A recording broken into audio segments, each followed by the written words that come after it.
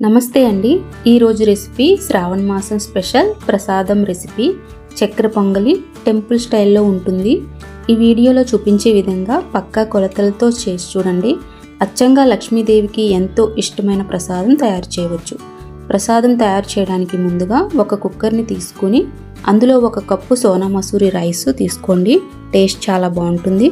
1 cup పెసరపప్పు కూడా తీసుకుని వీటిని స్లో ఫ్లేమ్లో మాడకుండా ఫ్రై చేయాలి.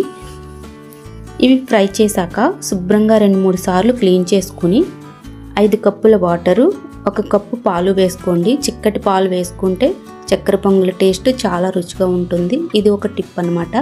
మొత్తం 6 కప్పులు వేసుకోవాలి. ఇప్పుడు వీటన్నింటినీ 3 నుండి 4 విజిల్స్ వచ్చే వరకు కుక్ చేసుకోవాలి.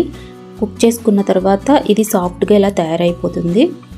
ఇప్పుడు ఇందులో 2 కప్పుల వరకు బెల్లాన్ని అలాగే 2 కప్పులు షుగర్ని యాడ్ చేసుకోవాలి. మరి తీపి ఎక్కువైతుంది అనుకుంటే 1 కప్పు షుగర్ని మీరు లీవ్ చేయొచ్చు. ఈ బెల్లం ఆర్గానిక్ బెల్లం కాబట్టి నేను డైరెక్ట్గా వేసిస్తున్నాను. మామూలు బెల్లం అయితే మీరు సెపరేట్గా కుక్ చేసుకుని పాకం వేసుకోండి.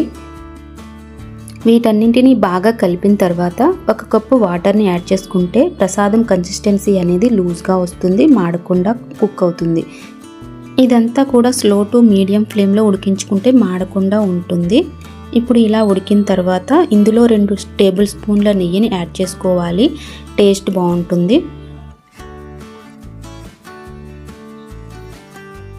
తర్వాత ఇలాచీ పౌడర్ని కూడా యాడ్ చేసుకోవాలి. నేను ఇది ముందుగా షుగర్ అండ్ ఇలాచీ కలిపి మిక్స్ చేసుకున్న పౌడర్ని వేసుకుంటున్నాను.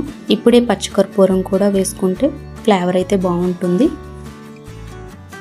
ఇవన్నీ వేసుకున్నాక 1 నిమిషం కుక్ చేసుకుంటే ప్రసాదం ఉడికిపోతుంది. ఇందులో నెయ్యి పోపు వేసుకుంటే మన లక్ష్మీదేవికి ఎంతో ఇష్టమైన చక్కెర పొంగలి రెడీ అయిపోతుంది. ఈ శ్రావణ మాసంలో ప్రతి శుక్రవారం అమ్మవారికి ఇలా ఈజీగా టేస్టీగా ప్రసాదం తయారు చేసి నైవేద్యంగా పెట్టి ప్రార్థించుకోవచ్చు. ఈ వీడియో మీకు నచ్చితే లైక్ ఇచ్చి ఎలా ఉంది అనేది కామెంట్లో తెలియజేయండి. ఇలాంటి ట్రెడిషనల్ రెసిపీస్ కోసం ఛానల్ని సబ్స్క్రైబ్ చేసుకోండి. థ్యాంక్ యూ ఫర్ వాచింగ్ అండి. నెక్స్ట్ వీడియోలో కలుద్దాం. Bye bye.